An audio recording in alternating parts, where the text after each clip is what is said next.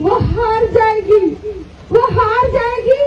नमस्कार, लाइव बिहार देख रहे हैं आप, आपके साथ मैं स्नेहा गुप्ता। देखिए, परिहार की सीट को लेकर जो विवाद है वो थमने का नाम ही नहीं ले रहा। जहां ऋतु जायसवाल ने आज नामांकन कर दिया है निर्दलीय दावेदार के तौर पे, जहां पर बार बार वो ये कहती नजर आई, हमने लालू प्रसाद यादव के सामने आंचल फैलाया, भीख मांगी कि परिहार की सीट मुझे ही दीजिए, मुझे कोई दिक्कत नहीं है, आपसे कोई परेशानी नहीं है।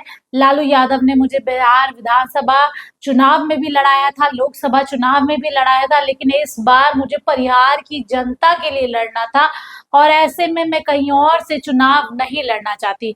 और इस दौरान ऋतु जायसवाल फवक फवक के रोने लगी। क्या कुछ कह रही है ऋतु जायसवाल, पहले आप इस वीडियो पर नजर डालिए।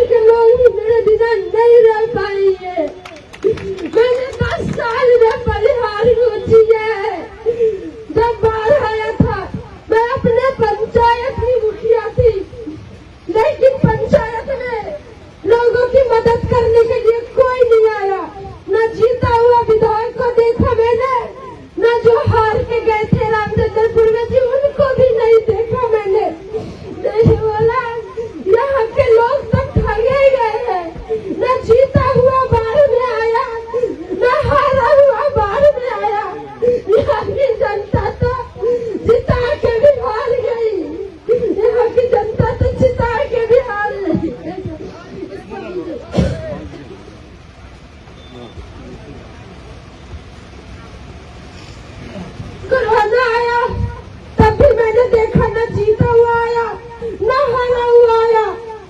सीओ का प्रकोप बढ़ता गया, प्रखंड में भ्रष्टाचार बढ़ता गया। गायत्री देवी जी ने कहा सीओ मेरी बात नहीं मानती है। इतने लाचार विधायक को रख के आप लोग क्या करेंगे जिसकी बात सीओ भी नहीं मानती है। इसको हटाना जरूरी है। 15 साल के इस लाचार विधायक को हटाना जरूरी है।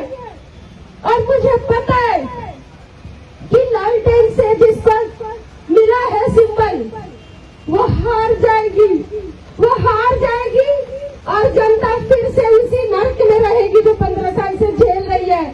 उसके जीतने का तो सवाल ही नहीं उठता, उसकी बात ही हम क्यों कर रहे हैं। अगर जीतना होता तो पूर्वे जी, उनके ससुर जी, वो 2010 का भी चुनाव जीतते ना, 2015 का भी चुनाव जीतते ना, लेकिन वो हारे।